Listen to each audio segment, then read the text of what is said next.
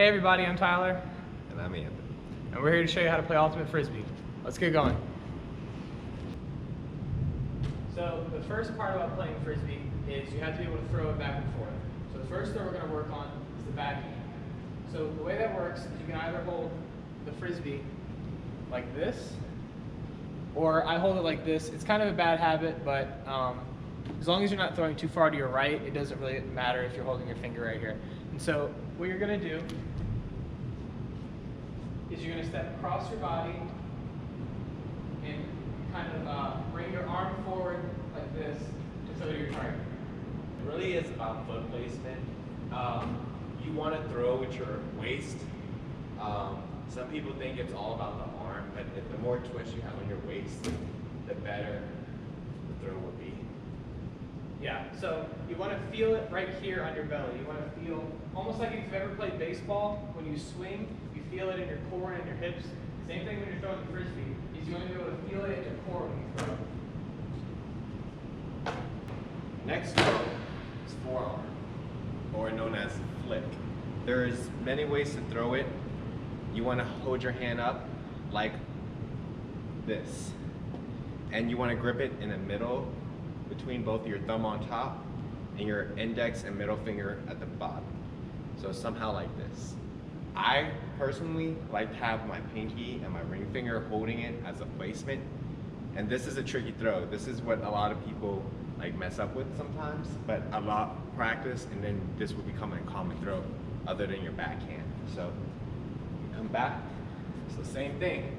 Make the finger palm, hold it, and then with it, you want to step out. When you step out, you give a better range and better placement with accuracy. So when you throw it, you want to throw it with your wrist.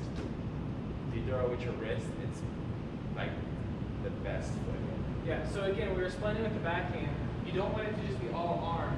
And it's kind of the same way when you're throwing a flick. It's more of your wrist and less of your arm. A lot of times when people first start throwing, what they do is they kind of do this motion. They kind of try to like chuck it with their whole body, which can kind of work, but you're not going to get the rotation on it. There's two things that make a Frisbee go. It's the push and the spin. If I were to just drop the disc, it's going to fall.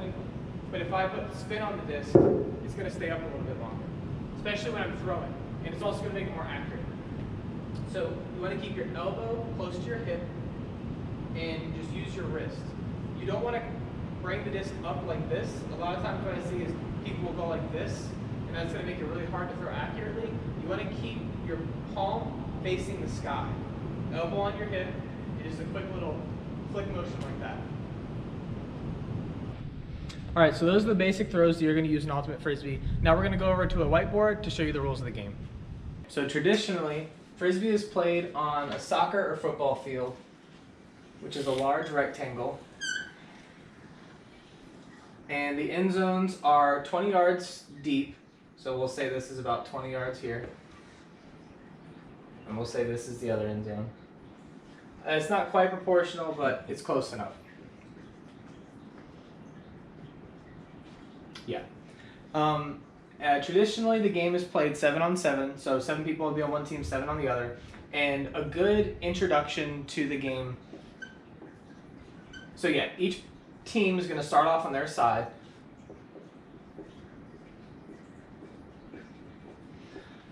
And then one team is going to throw the disc off to the other team, similar to a kickoff in football. So let's say the O's are throwing off to the X's. They're going to throw it. It's going to land somewhere in the field of play. We'll say the disc lands here. Do I have another color? The Frisbee is going to be green in this case.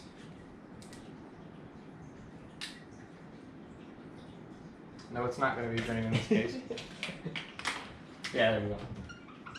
There we go. So the way that Frisbee was introduced to me and like plays that teams will normally run is called a stack. What that means is that the offense is going to have one person holding the disc, another handler back, and then 7 people lined up in a stack in the middle of the field. So 2 people back as handlers, 5 people on the stack. And then the defense is everyone will man up, guard a man. And what the offense, the X's, what they're trying to do is they're trying to throw the disc and pass the disc to each other until they reach their end zone. You cannot run while you're holding the disc. Some people say you can take 3 steps, whatever. That's not really the case. The only time that you're allowed to move with the Frisbee is if you were in like a full sprint, you caught the disc, and you need some steps to slow down.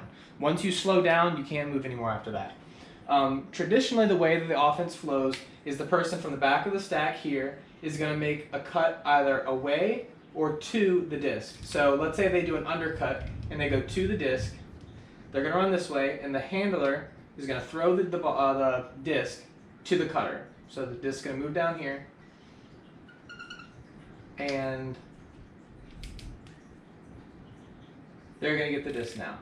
And so the defender is going to follow them. They follow them there, yeah. And then everyone in the stack is going to move down. They're all going to push down the field, and the disc is going to keep moving down the field until they eventually get into their end zone. Once they get into their end zone, that's the end of the point.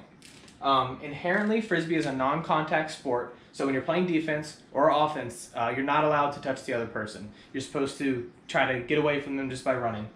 And I think that's the basics of Ultimate Frisbee. The first little introduction that we're going to have before we start getting more advanced is we're going to show you guys defensive sets. So traditionally in Frisbee, you're going to force your other team one direction or the other. Anthony, do you want to explain what that means? So,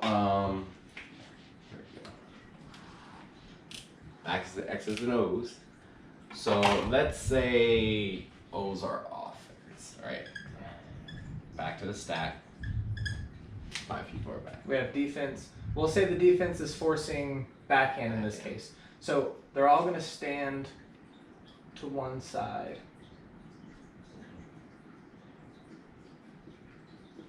So with backhand, which is this throw, you want the Frisbee to go to the open space. So what they're trying to do is throw it on this side of the field, which is the open space. And the reason they're doing that is because the defense is set up on this side. So when you're holding the disc, you're the handler. What the defender's doing here, by standing on this side of the offensive player, he's taking away any throw that's going to come to this side of the field. And so what he's doing is he's forcing him to throw it to this side of the field. And then what the downfield defenders are going to do, by working with the person forcing him this way, is the defenders are going to try to force their guy this way. So the man defense and the defense downfield are working together to try to take away this space and take away this space, making any throw really hard. So when they break up, supposedly you go on this side. But there's an option where you can do something called break side.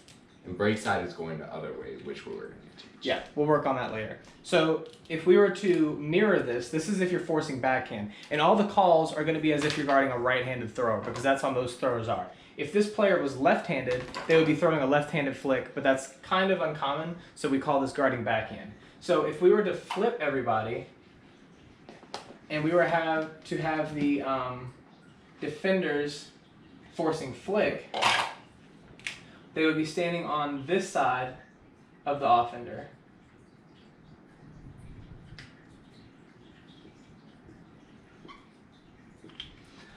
Additionally to this, you can also guard, you can force them out or force them in. And so let's say we have a thrower on offense who we know that they can't throw the disc very far. What we're going to do is, we'll go back to forcing backhand here because that works a little bit better. So we're forcing backhand. What we're going to do, or what I would do as a defender, because I know that this guy can't throw the disc 70 yards downfield, I'm going to stand here.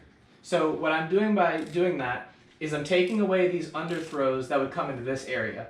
And so when the offender runs deep, I'm forcing this handler to make a really deep throw downfield. And I know that if they can't make a good throw, I can jump the throw and smack it away. Also depend on the defender to block that as well. Anthony, you want to explain what forcing in would be? Forcing in would be the exact opposite. So as Tyler stated, the offensive person is trying to go here for the out, but in hindsight, they're going in. So the defender is taking away this outside area to the end zone or wherever and removing the inside for the person to do the easy backhand. Yeah, and of course, things are going to change depending on the team you're playing. If I am guarding someone that I know is a lot faster than me, I don't want to get burned downfield. And so a lot of times what I would do is force them in. I'm still playing aggressive, and what I'm going to do is I'm going to use my body to not let them go deep. So if you remember what I was saying, Frisbee is inherently non-contact. And so what that means is that if I'm getting in front of my defender, they can't go in the direction that I'm standing. I just need to keep in front of them. So I would use my body as kind of like a wall here to try to force them to go under. Once I have committed them to going under, then I'm going to try to beat them to their spot and still contest this throw. So those are the basics, and I think that's probably going to be the end of this video. So check back later. We're going to go over some more advanced things of Frisbee. See you later.